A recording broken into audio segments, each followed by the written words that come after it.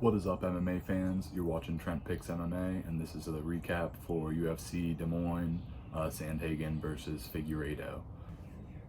It was a great card. My picks went 7 for 12. A lot of exciting fights on this card. Sandhagen versus Figueiredo. Round 1, Figgy got a takedown and was attempting to get a leg lock. Corey took this opportunity to throw and land some real damaging shots.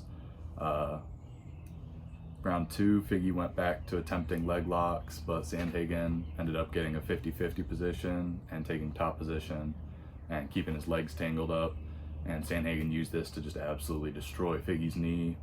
It was obvious he couldn't really continue, and then Sandhagen landed some extra ground and pound just to make sure that the ref knew it was over. Next fight, RDR versus Bo Nickel, Rainer de Ritter. My pick was RDR, and he did great.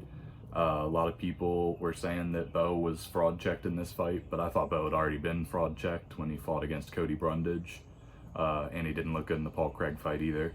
RDR looked stronger in all the grappling exchanges, and then he managed to use his Dutch kickboxing skills in round 2, teeing off with punches to Bo against the cage, and then landed a flawless knee to the liver that immediately folded Nickel like a lawn chair. Afterwards, RDR got on the mic and called out Strickland, which would be an interesting fight for sure. Next fight, Daniel Rodriguez versus Santiago Ponzinibbio. This was a great showing for Rodriguez. He demolished Ponzinibbio start to finish. He was close to getting the knockout multiple times before ending up securing it with a nice left hook to put Ponzinibbio out. He complained about the stoppage, saying it was early, but he's done that multiple times when he got knocked out, and I think it was a good call by the ref. Next fight, Montel Jackson versus Daniel Marcos. My pick was Montel Jackson, and he did get the dominant win. Marcos was just shooting takedowns the whole entire fight, not really trying to stand with Montel at all. Due to him being so fearful of the power and speed that Montel possesses, he wasn't really fighting like himself. And so Jackson maintained control from start to finish, got the decision win, good look for him. Next fight, Smotherman versus Seedy. Seedy came out looking like a much improved version of his former self. Smotherman struggled in the first couple rounds to land any noteworthy shots. In round 3 though, he started putting the pressure on him, took control, kept Seedy on his back foot retreating. He could have likely gotten the KO in that last round, but he didn't. He wasn't willing to throw caution to the wind and really just bite down his mouthpiece and go. Next fight, it's Mason Jones versus Jeremy Stephens. My pick here was Jones. It was a great fight between two guys that were both cut from the UFC in the past, but managed to make it back in. Mason Jones cut Jeremy Stephens in round 1, causing him to have a bloody face for the remainder of the fight, but Stephens stayed in it till the end, landed some big shots in round 2, and then in round 3, Mason Jones decided to use his grappling to hold Stephens against the mat in order to get the decision win. High IQ move, not the most exciting, but can't blame him for wanting to get that win.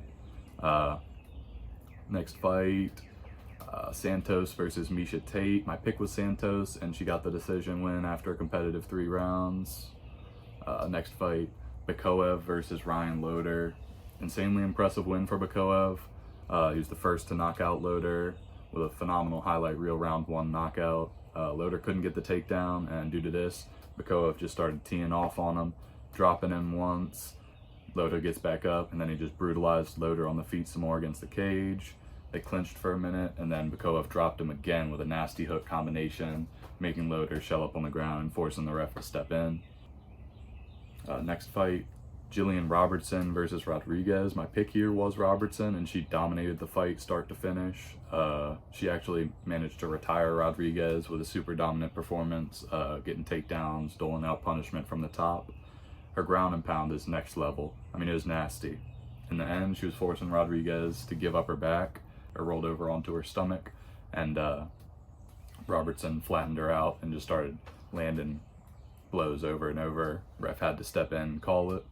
Both of those ladies actually fought and beat Michelle the Karate Hottie Watterson towards the end of her career, and they had Watterson on the panel discussing the fight with Michael Chiesa, and I thought she actually seemed a bit salty and like thrown off, like didn't really seem like she was her normal self when she's at the desk.